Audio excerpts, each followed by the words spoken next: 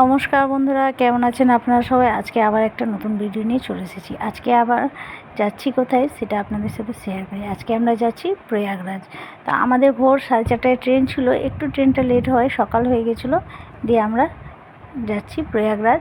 সেখানে সারাদিন আমরা ট্রেনে ছিলাম, সন্ধ্যে 7টা নাগাদ আমরা পৌঁছে গেছি প্রয়াগরাজে। এবার প্রয়াগরাজে দেখুন, আমি যখন এর আগে মহাকুম্ভ মেলার সময় এসেছিলাম তখন এগুলোর প্রচুর লোক ছিল, প্রচুর। তো এবার সেই পরিমাণে লোক নেই, তবু ফাঁকা নেই, ভালোই লোক আছে। এবার প্রয়াগরাজ স্টেশনটা খুব সুন্দর করে বাইরেটা সাজানো আছে, ভেতরটাও খুব চকচকে পরিষ্কার, আর বাইরেটাও খুব সুন্দর করে সাজানো। দেখুন আমার সাথে সাথে আপনারাও, খুব সুন্দর। এবার আমরা সেখানে রাত্রেবেলা ওয়েটিং রুমে থেকে সকালবেলা 6টার সময় চলে গেছিলাম ঘাটে। এই যে আমরা এসেছি, এটা হচ্ছে কিলাঘাট। এখান থেকে ভোর 6টার থেকে বোট চালু হয়।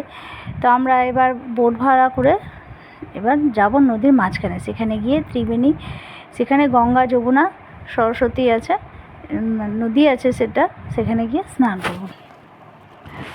মহাকুম্ভ মেলার সময় তো তখন শাহিসানে যে বোট চলতে দেয়নি, আমরা সঙ্গম ঘাটে স্নান করেছিলাম, কিন্তু এবার মাঝখানে যাব। এই যে এবার বোটে উঠে গেছি। এবার আমরা মোটামুটি 10 মিনিটের মধ্যে পৌঁছে গেছিলাম মাঝখানে। এবার সেখানে খুব একটা জল নেই, অল্প জল, কিন্তু স্রোত খুব। সেই জলে আমরা স্নান করেছি। এবার স্নান করে বেশিক্ষণ আমাদের লাগেনি স্নান করতে। স্নান করে আবার আমরা নদীর ধারে চলে এসেছি, যেখান থেকে উঠেছিলাম কিলাঘাটে। এবার সেখানে এসে শুনলাম যে সেখানে ঘোরার জন্য 7-8টা পয়েন্ট আছে, খুব সুন্দর সুন্দর। তো আমরা সেখান থেকে একটা অটো রিজার্ভ করে আমরা বেরিয়ে পড়লাম সেগুলো সাইট সিন ঘোরার জন্য। প্রথমে আমরা দেখলাম ওই কিলাঘাটের পাশে আছে আকবর কিলা, সেই কিলাটা ভালোই, অনেক বেশ পুরাতন কিলা, আকবরের কিলা যেটা। তো সেখানে অনেক লোকজন যাচ্ছে, দর্শনার্থীরা দর্শন করছে। আর এই যে এখানে হচ্ছে কামান, পুরাতন সেই আকবরের যুগের কামান, সেটি রাখা আছে।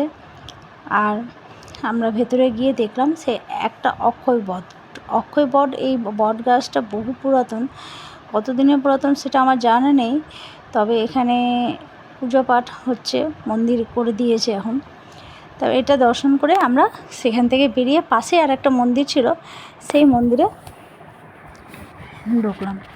এখানে সব ঠাকুরের দেওয়ালে ছবি আঁকা আছে, সেগুলো দেখে তারপরে ভেতরে বাবা ভোলানাথের লিঙ্গ আছে 5টা, তারপরে রাম লক্ষ্মণ সীতা রাধা গোবিন্দ আছে, মন্দির আছে, ওগুলো দর্শন করে। এগুলো ছোট ছোট ঘর যেগুলো, এগুলো হচ্ছে তলে একটা মন্দির আছে বড়, সেটাকে বলা হচ্ছে পাতালপুরি। তা আমরা ভেতরে যাইনি গরমের জন্য, আমরা বাইরেই ছিলাম। আর এখানে 4টা যুগের বর্ণনা করা হয়েছে, কোন যুগ কত সময় অবধি ছিল সেই যুগের বর্ণনা করা হয়েছে। তার পাশে হচ্ছে লেটে হনুমান মন্দির। প্রচণ্ড ভিড়, ভেতরে খুব ভিড় ঠেলে আমরা আস্তে আস্তে ভিতরে ঢুকলাম। ঢুকে এই যে লেটে হনুমান মন্দির, বজরংবলীর দর্শন আমার সাথে সাথে আপনারাও করে নিন। সেখানে দর্শন করে খুব তাড়াতাড়ি আমরা ভিড় থেকে বাইরে চলে আসলাম, কারণ ভেতরটা প্রচণ্ড গরম। যাই হোক, বাইরে এসে একটু রেহাই পাওয়া গেল, চারিদিকটা দেখলাম। দেখুন আপনারাও যে প্রচুর ভিড়। এবং সেখান থেকে বেরিয়ে আমরা পাশে আরেকটা আদিশঙ্কর মন্দির আছে, সেটাও দর্শন করে নিলাম। তারই আরেকটু গিয়ে এখানে হচ্ছে 51 পীঠের এক পীঠ পড়েছে, যেখানে মা পার্বতীর হাতের কর পড়েছে। সেইখানে এই মন্দিরটাও আমার জানা ছিল না যে এটা এখানে আছে, সেটা আমরা এখানে গিয়ে দেখতে পেলাম। এই যে আপনারা দেখুন, ডান হাতের কর মা পার্বতী এখানে পড়েছে। এই যে সেই মন্দির, এবং সবাই এখানে পূজা দিচ্ছে, আর আমরাও পুজো দিয়েছি। এখানে ভালো ভিড় হচ্ছে। এবার এটা দেখে নেওয়ার পর আমরা বেরিয়ে গেলাম অন্য আরেকটি মন্দিরে। আমার এই মুহূর্তে এই মন্দিরটার নামটা মনে পড়ছে না, এটা কোন মন্দির, তবে এটা হচ্ছে রাধা গোবিন্দ মন্দির আছে। সবাই দর্শন করে নিন আমার সাথে। এবার এরই পাশে হচ্ছে দশাশ্বমেধ ঘাট। এই দশাশ্বমেধ ঘাট আমরা জানি বেনারসে আছে, কিন্তু এখানে একটা আছে। এবার এখানে একটা শিব ঠাকুরের মন্দির আছে, সেই উঁচুতে কয়েকটা সিঁড়ি দিয়ে উপরে উঠতে হবে। উঠে এখানে শিবলিঙ্গ, মানে একটা মন্দিরে শিবলিঙ্গ আছে দুটো, সেটা দুটোরই পুজো হয়, কেন জানি না, হয়তো কোনো কারণ আছে। এবার পাশে অনেকগুলো ছোটো ছোটো মন্দির আছে, সেগুলো দর্শন করে আমরা সেখান থেকে বেরিয়ে পড়লাম।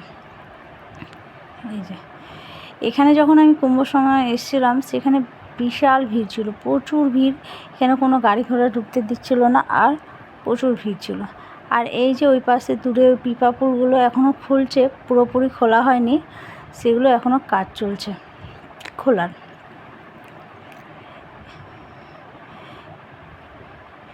এরই পাশে আছে নাগবাসুকী মন্দির। এবার আমরা যাচ্ছি নাগবাসুকী মন্দির। সেখানে বাবা ভোলানাথের মূর্তি আছে। এই যে এখানে দর্শন করে নিয়ে এখানে অনেক কিছু পূজা হয়, এখানে পিতৃতর্পণ হয়, অনেক কিছু হয়, অনেক পূজা হয়। দিয়ে এখানে এই নাগবাসুকী মন্দিরের উপর থেকে বাইরের দৃশ্যটা খুব সুন্দর দৃশ্য, একদম এক কথায় খুবই ভালো। তারপরে পাশে একটু গিয়ে একটা মুনির আশ্রম ছিল, সেই মুনির আশ্রম দেখে আমাদের প্রয়াগরাজের সফর আজকের মতো এইটুকুই। আবার আসবো অন্য আরেকটি ভিডিও নিয়ে।